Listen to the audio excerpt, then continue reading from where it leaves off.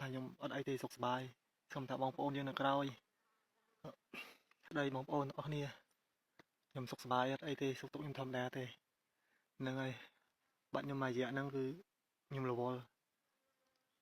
ខ្ញុំជ្រាបពេលដើរមកពីកន្លែងមកភ័យខ្ទង់1 គីឡូដីដែរមកកន្លែងស្វាដោយសារអីខ្ញុំបិទទូរស័ព្ទពេលជាការសួរផ្ទុះគឺខ្ញុំបិទទូរស័ព្ទអត់អស់ហើយខ្លាចថៃវាចាប់ទីតាំងបានហើយខ្ញុំផលវីដេអូនេះក៏មិនមែននៅក្បែរទីតាំងដែរបងប្អូនគឺខ្ញុំដើរឆ្ងាយពីកន្លែងមកឆ្ងាយហ្នឹងចង់ផ្ដាំសួរសុខទុក្ខបងប្អូនថាខ្ញុំអត់អីទេសុខសប្បាយសូមថាបងប្អូនយើងនៅក្រោយប្រឹងមើលថែខ្លួនផងពួកខ្ញុំនៅខាងមុខអត់អីទេសុខទុក្ខធម្មតាទេហ្នឹងហើយ